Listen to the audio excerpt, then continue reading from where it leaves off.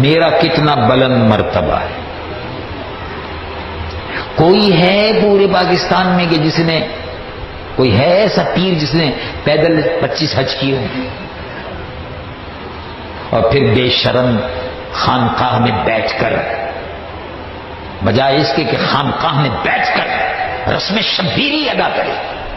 امام حسین کے جانشین شجرہ امام حسین کا پڑھتے ہیں، فاتحہ امام حسین کے نام کی کھاتے ہیں جی. اور جب امام حسین کی طرح سے قربانی دینے کا وقت آتا ہے تو کہتے ہیں ہم سیاسی آدمی نہیں ہیں. تو کھاتے کیوں ان کے نام پر؟ شجرے میں ان کا نام کیوں لکھا ہوا ہے؟ سلسلہ طریقت کیوں ملاتے ہو ان سے؟ صبح سے شام تک ان کی خیرات کیوں کھاتے ہو ان کے نام کی؟ جب امام حسین اتنے مقدس تھے کہ 25 حج پیدل کیے. کوئی آدمی پاکستان میں ایسا ہے جس نے پاکستان سے ایک حج پیدل کیا ہو؟ کوئی نہیں. بڑے آرام سے ہوائی جہاز میں جاتے ہیں،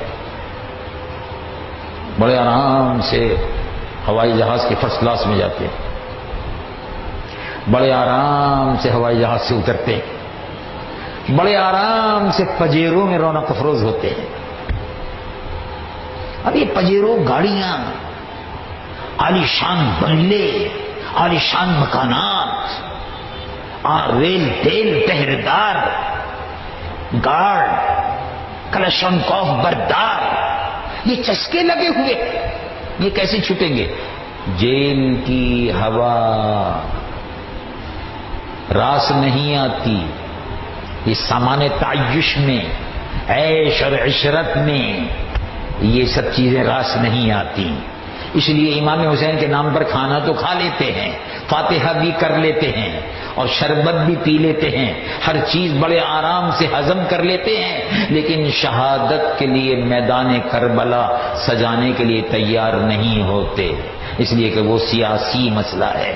امام حسین رضی اللہ عنہ و ارضاہ نے 25 حج پیدل کیے، اور بعض روایات میں یہ آتا ہے کہ روزانہ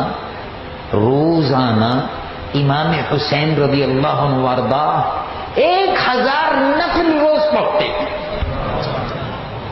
جنت کے نوجوانوں کے سردار تھے، اتنے عظیم المرتبت تھے، لیکن یزید کے مقابلے پر میدان کربلا میں تشریف لائے، اپنی گدی کو مدینہ منورہ میں چھوڑا اور کہا کہ نہیں، رسول اللہ کی گدی کی حفاظت جب ہی ہو سکتی ہے جب ظالم اور فاسق اور زانی اور شرابی حکمرانوں کو چیلنج کر دیا جائے اور اپنے خون کی قربانی دے دی جائے.